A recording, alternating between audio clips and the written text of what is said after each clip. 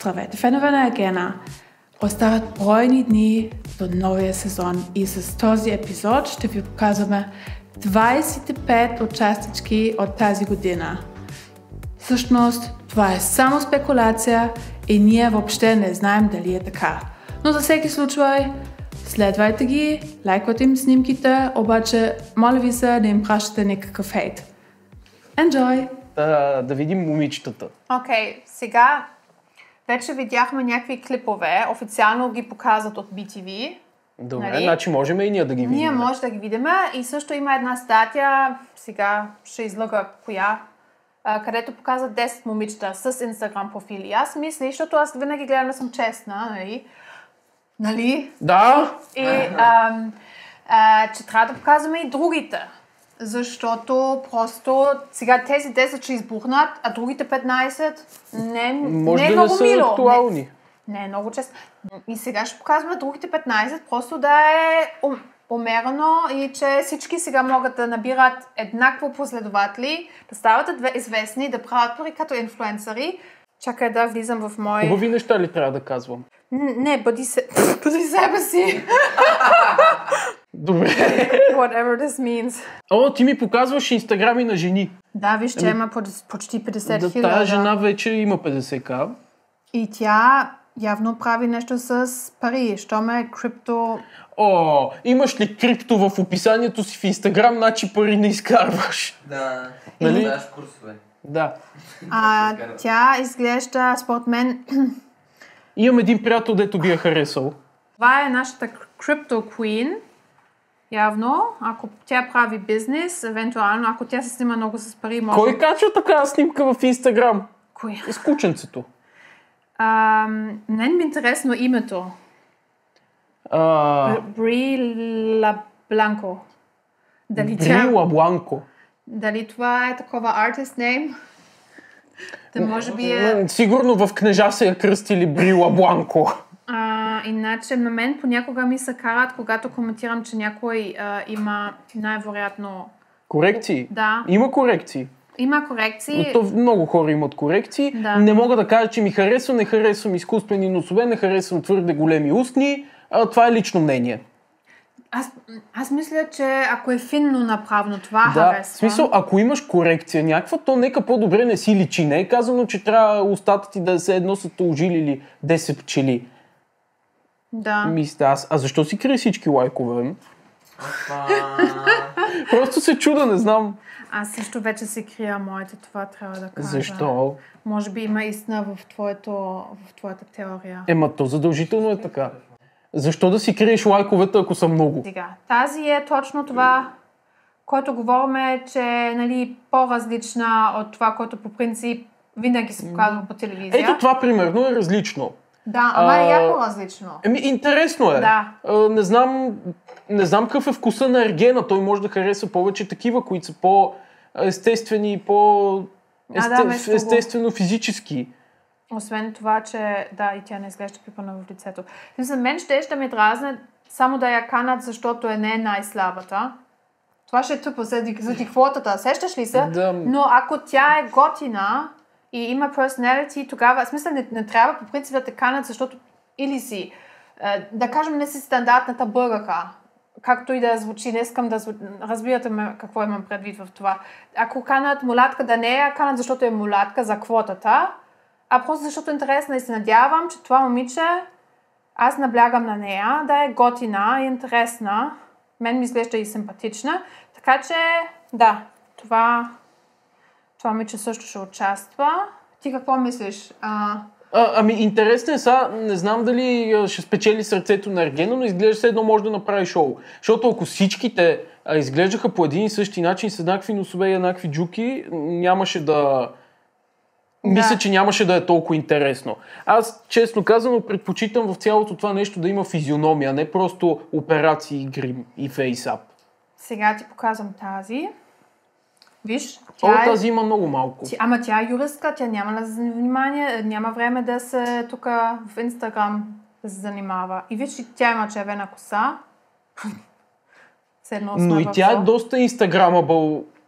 Аз, честно казано, защото в момента съм в дело, И честно казано, не знам дали бих се доверил на... Красива юристка. Не, специално адвокатката ми да изглежда така, защото тя се държи като инфлуенсър. Ами тя може би само до когато не е завършила. Все пак трябва да прави малко пари като една студентка. Има 2000 последователя. По какъв начин ги прави тия пари? Затова сега я показваме да набере и след това да има последователи и спонсори и да вече да може да се облича малко като юристка, да спечели и тебе като клиент потенциален. Аз надявам се да нямам нужда. Добре, да, и аз се надявам. Но просто казвам, окей, това е сега една от трупите. Как се казва?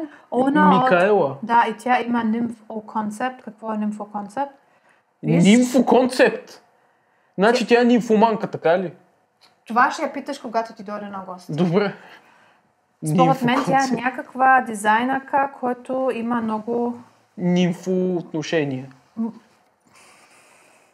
Тя ще каже, аз не знам, но това явно и бранда за дрехи. Okay. Юристка, който и е дизайнерка. Интересно, нали? Да, окей.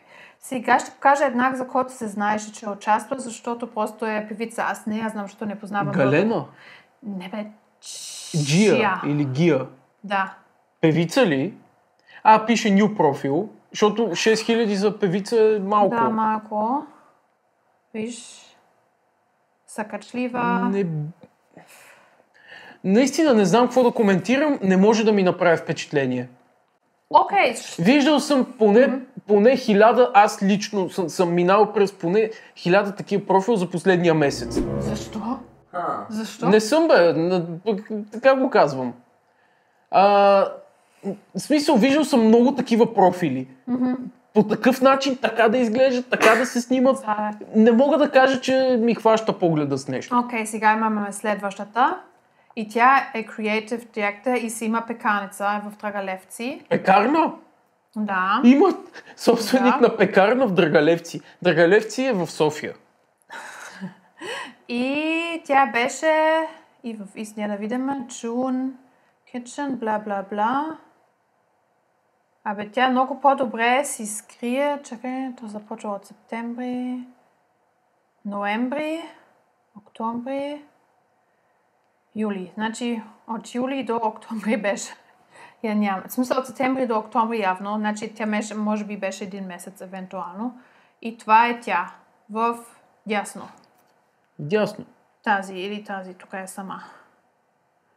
Да, и тя прави... Малко е слабичка. Чакай да пусна един SMS само. Ей, тая зона хора... тук е много симпатична. Да. Да. Това е смисъл друга героина, която участва. Сега, я да видим.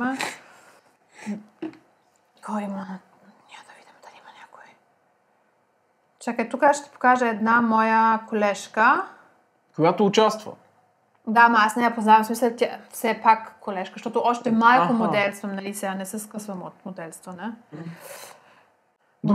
Не, защото, нали, много хора винаги казват, че са модели, не са модели, ама това е... Да. Добре, да, какво? Аз това с моделстването не го разбирам. Какво означава да си модел и да твърдиш, че си модел, но да не си модел? Значи, има в България много момичета, които са си бизнесменки, обаче бизнеса им е тялото. Нали се сещаш? Тоест, ако си проститутка, която не иска да каже, че е проститутка, може да кажеш, че си модел. Да, това много често се използва като псевдоним. И който не е лошо, нямаме нищо против тази, поне аз, тази професия. It's totally okay. Но просто малко за това в България истинските моделки, никой не вярва, че са само моделки. Защото точно много от професионалистите се покрият с името на модел. В смисъл от бизнесменките, така да го кажем. Също така има това, че, например, сега моята кратка Ева, от предишния сезон. Тя пита, защо не си я канал в твое... Не знам, в интерес на истината съм реагирал с Ева на много, т.е. на Ева съм реагирал много пъти, в много различни предавания и никога с нея. Не знам как се минава между капките и не се стига до там да я покана в моя канал. Не е нарочно. Ще го кажа. То мога и аз да го кажа, ние с нея се познаваме. Кажи Аз съм приятел с баща и Теди Георгиев. Да. Добре, значи, например, Ева май, не знам дали сега си пише в профила или преди, но пише, тя е певица, актриса, модел. Да, и модел. И тя моделства, ама тя не е модел, който... В смисъл, тя прави някакви дейности, които правят и моделите, но няма никога да работи като истински модел. Не защото не е красива, но просто има специфичен типаж и просто в чужбината няма да я канат. Тук я канат, нали, снима ми дрехите, защото Ева е известна, симпатична и така нататък. Но това не означава, че си модел, ако това прави смисъл. Чакай, аз мога да ти пея също нещо, ако има малко аутотюн и тук евентуално ще ми върви, защото Розито, тя ще пее с забавен немски акцент, но аз никога ще съм истинска певица, ако това сравнение прави смисъл. И за това казвам, че... Не, има хора, които не могат да пеят, обаче са си певци с голяма певческа кариера. Да. Не разбирам, но не разбирам моделстването. То се учи, предполагам. Да, ама то го учиш, защото хората те харесват и те букнат. Понякога има подготовка в твоята агенция, но повече ти го учиш в процеса. Но самият факт, ти само можеш да го учиш, ако те харесат и те вземат. А да те харесат, ти трябва да имаш специфични данни. В смисъл, много е сложно, много е на късмет. А какво представляват данните?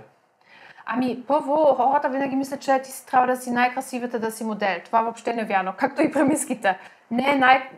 Това да си красива, може би това да е бреме. Ти трябва да изглеждаш интересна, камерата да те обича. И, например, сега, ако я гледаме сега, как се казва Валерия? Тя има хубави скули, виж. Това се снима, това стои добре на камерата. А сега обаче не знам дали тя има опит в чужбина, защото в принцип най-добрият доказател, че си успешна моделка е, че имаш в чужбина агенции, които те представляват и те викат. Защото едното да си в България, другото ако си имаш истински опит в чужбина, защото ако си в чужбина не работиш, ти няма да изкараш пари. В смисъл, че живееш супер мизерен живот. Така че, да. Виж, в Токио беше. Не знам, в смисъл, не мога да кажа, но... Да. Значи, тя обича много... Да я ближа кучето й. Тя харесва животни, който мен пак ми харесва. Animal Rights Activist. Това е... Sweet. Мисля, че да си моделка, която харесва животни и е екоактивист е стандартно. Евгения Миланова. Тук нищо не знаем, само че нейният живот е хубав.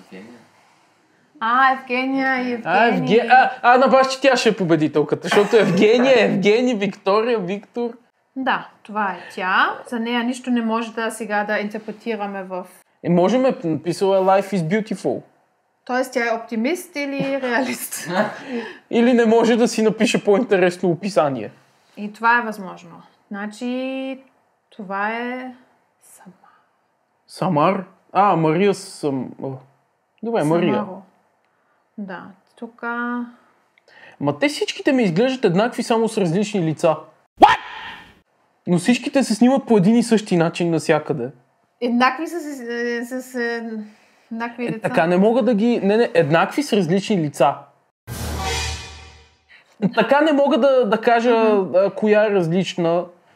Това е българо-немкиня. Translator of German. Не, тя е българ, който знае немски. Тя е преводач.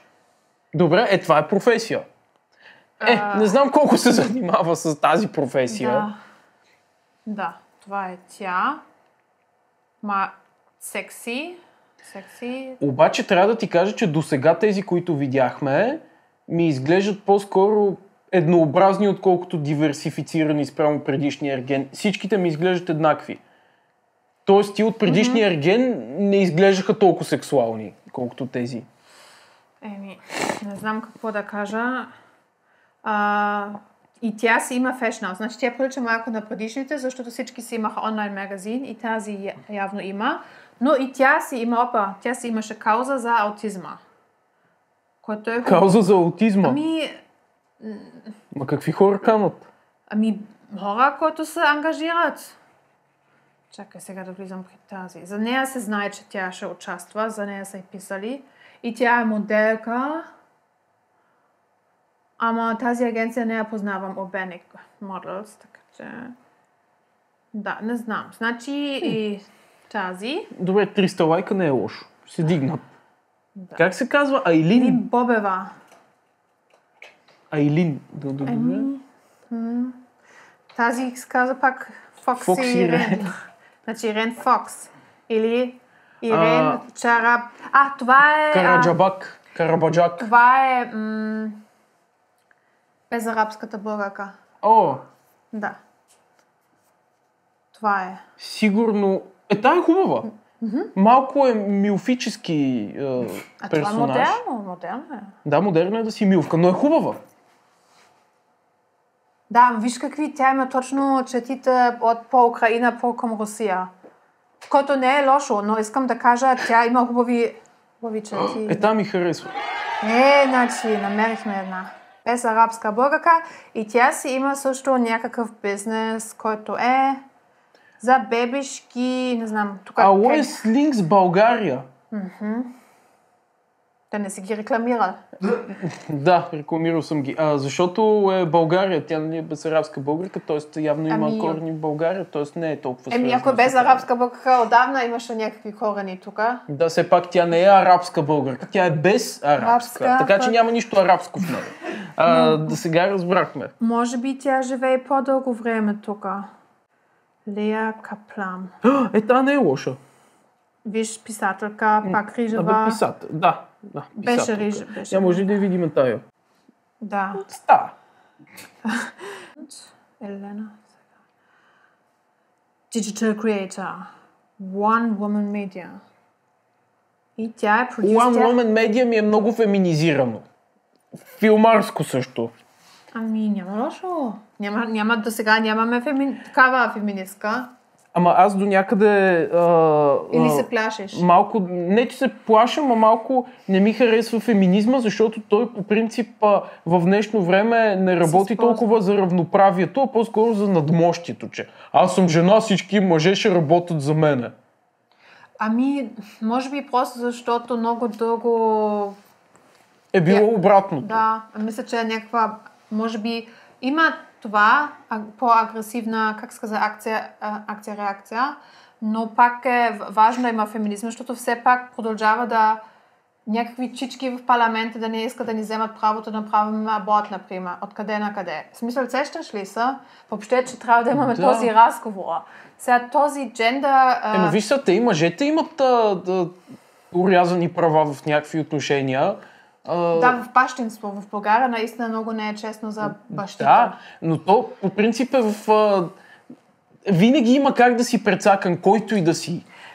Така че... Няма пълно щастие, няма пълно равенство, но пак с много неща сме по-назад. Но е хубаво всички да се разберем, защото вече има и този наратив, че мъжете остават назад и те нямат role models и така нататък. Но по принцип, за мен феминизъм не е плашеща дума, но по принцип винаги се използва като лоша дума. Стефчо излезе за 2 минути и тук напълно сме объркали темата на разговора. Дискутираме правото на жената да направи аборт. Стигаме там, защото просто една от участничките... Значи, Елена просто мъци вика, че тя изглежда като феминист, въпреки че тук не е. Не, пише One Woman Media. За това казах, че е като феминист. Просто прави всичко сама, като например Флора. Флора също направи много... Да си направи сама дете тогава. Хора. Аз съм малко против. Окей, смисъл това... Аз съм против феминизма, защото сме мъже. Виж сега да ти показвам Елена малко повече. Значи тя не е конкурентка. Тя е продюсер дори на co-host на Grand Balkan Podcast. Който Бранка, какво е това? Ама това, че има снимка седнала на стол. Тя знае, че ще проверим профиля. Виж как се крие тук с косата, не показа. Малко шампанско обича. Изглежда като феминистка. Може би, ако не беше феминистка, щеше да има повече от 87 лайка. Сега ще видим... И 14 на снимката на котето си. Добре, колко последователи има тя? 1800. Това е нов рекорд. Нов антирекорд. Добре, ще видим след 3 месеца колко много следователи има, защото в момента тук може да правим скриншот, който е интересен, защото тези неща на мен са ми интересни. Колко много дигат се... Няма да има такова голямо значение, защото тя след 2 месеца, ако е изгонат от Ергена, може да е стигнала 20-50 хиляди, но след още 6 месеца тия последователи няма да имат вече никакво значение, защото те ще бъдат неактивни в профила й. Хареса ми колко си оптимистичен. Не. Аз съм реалист, винаги така става. Ама ние нали знаем, че това са участничките? Или само спекулираме? Ние спекулираме. Ние нищо не знаем. Но да кажем, ако това ще е участничка... Да, а то няма да е, но ако кажем, че е участничка... Как може да си посташ снимка с друго момиче от Ергена и да пише нещо от това? Смисъл, просто малко ми е такова... Те не се крият, те искат да бъдат намерени, защото връщаме се пак на това, искат да стават инфлуенсъри, за тях им е важно да се знае. Има 94 лайка. Какви инфлуенсъри искат да стават? Сега ще видим, ние им в момента помагаме. Ако случайно са участнички в Ергена, може би да се излагам сега супер много и не са. Аз по-скоро не знам дали те все още имат самосъзнанието, че някой ще ги столква да види дали те са участнички, защото представи си, че ти не си популярна, не си никва и просто качваш снимки, очакваш, че някой ще ги столква, някой непознат, за да види дали ти си Ергена или не. Не знам дали на тях това им изобщо им минава. Явно поне има един човек и трябва да кажа целият форум на БГ Мама също ги издирва вече. Да. Така че има люди хора, в които явно и аз съм част, които искат да ги намерят или да знаят за тях.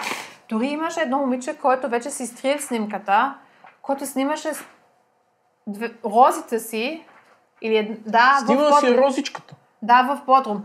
Окей, това сега може да е супер случайно, ама да снимаш роза в подрум по това време, когато снимат. Как може да направиш това нещо? В смисъл, това ми е малко такова... Ама розите, защото ти си мислиш, че те трябва да се крият, а те не го мислят явно. Те даже искат да се показват, че са ергенки. Сега имаме тук Miss Universe. Имаме една Miss Universe, която иска да се намери мъж. Четеш грешно, Miss Universe BG.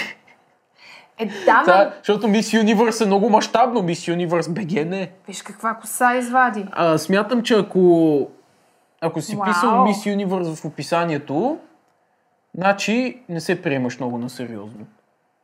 Но има хубава коса, да.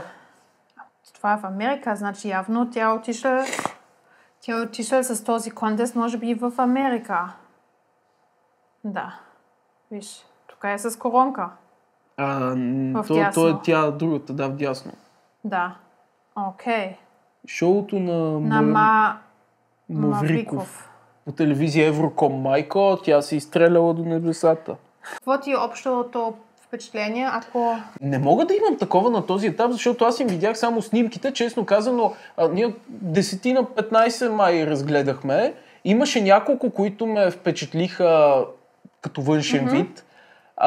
Защото впечатлиха? Защото бяха естествени или защото бяха супер вау или защото бяха... Бяха красиви. Аз по принцип си падам по естествената красота. Има много от тези, които имат корекции, фейсап, доста грим, може би. Това на мене не ми харесва, защото то е малко измамно. В смисъл, ти виждаш някакво перфектно лице в Инстаграм, срещаш го на живо и това перфектно лице вече го няма, защото ти не можеш да си носиш фейсапа в реалния живот. Да. И затова малко не обръщам внимание на такъв тип красота, но имаше там някои много симпатични момичета. Изглеждаха естествени. Никога в Инстаграм не можеш да знаеш кое е естествено и кое не, но изглеждаха естествени. И това имаш прави, че всички ти приличат на еднакъв тип жена. На един и същи, да. Всички имат един и същ фейсап. Да, всички изглеждат по еднакъв начин. Окей, значи имаме и от другите и това те кефи. Да. Аз се питам, ти по принцип трябва да си куц продуцент, за да напълниш едни и същи момичета с един и същи фейсап и едни и същи носове, 25 в Ергена. То ще е скучно за гледане, никой не би го направил. Но, смисъл, мен ми прави впечатление, че всички са горе-долу на една възраст, което мен пак не ми харесва много, защото аз, не съм на 26 и искам да се идентифицирам с някой. И имаше други, в предишния сезон имаше жени, които бяха Марта, Деница, за Александра не знам. Амплитудите им бяха, между 20 и 36 годишни. И е яко да имаше Вики, която беше супер млада. Имаше там една Вики, аз се чудех коя беше най-малката. Да. Имаше там една Вики, която беше най-малката, нямам спомен как изглежда.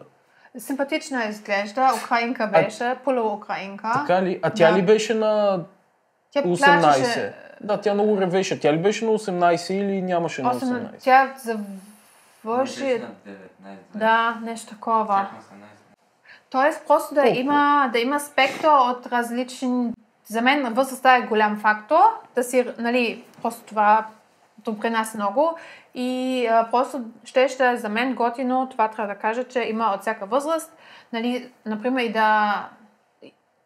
да има и екзотични момичета, защото в България има и... Обаче, например, имаше и по време на комунизъм хора от Виетнам, които живяха в България. Имаше от някаква азиатска страна? Аз съм 97-ма. Окей, може би от аудитория някой знае, че има тук няколко семейства от тогава, които са май от Виетнам.